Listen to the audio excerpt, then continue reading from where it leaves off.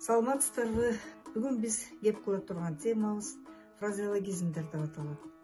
Фразеологизм деген сөз грек тилинен келгенде фразис туюнтма, логос окуу дегенди билдирет.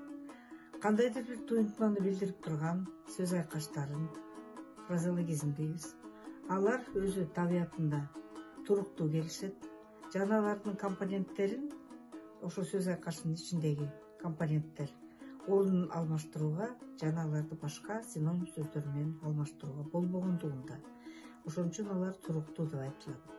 Мисалы үчүн биз кээбизди курч, таамай, элестүү, көркөм, таасирди бериш үчүн тили бай, чечен, жакшы сүйлөгөн адамдар фразеологизм сөздөрдү кебинде көп колдонот.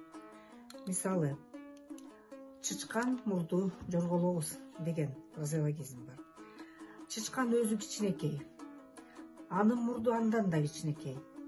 Демек, чычкандын мурду да жойлоп кире албаса, сойлоп кире албаса, демек бул түнт чытырман токойду айтат. Туята чычкан мурду жорголобуз турбайбы? Же болбосо үрүп чыгаар ити жок дейлик. Үйүндө малы жок, эч кандай малдан, адалдан түгү жок. Анан жада калса үрүп чыккан ити да жок. Бул ашкан, кедей, жарды дегендикти, колунда жок дегендикти туюнткан фразеологизм. Же болбосо таш жүрөк,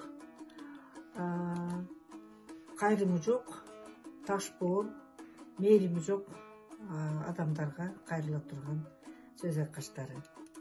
Же болбосо ит арка деп коет. Ит арка деген бул баардык жандыктардын баардыгын тең аркасы басып баратканда жолу билинбейт, текши кетет, тегиз. Ал эми иттики болсо аркалары мындай болуп оркоюп, орой көрүнүп тургандыктан ит арка дейт. Демек, үй бүлөдө ынтымак жок болсо, журттун ынтымагы жок болсо, булар кокуйгум, ит арка немелер дейт. Мына ушундай фразеологизм сөздөр да биздин кээбизде кездешет. Андан кийин Кудайдан жөө качкан. Бул орусча айтканда пройдоха. Кудайдан жөө качкан деген түшүнүк. Калпычы, шылуун, эч кимге куйругун карматпаган, мына ушу куйругун карматпаган сөздүн өзү кирет ушу фразеологизмге. Негизи эле кыргыз тили абдан фразеологизмге бай тилдердин бири. Сөздөрүбүздүн баары элестүү, керек болсо угатып бырс күлүп турган сөздөр кездешет. Демек, мына бүгүнкү биздин темабызда фразеологизмдер болду. Алар туруктуу сөз айкаштар экен, жана алар бир бүткөн туюнтманы билдирген тилдеги каражат экен. Саламатта калыңыздар.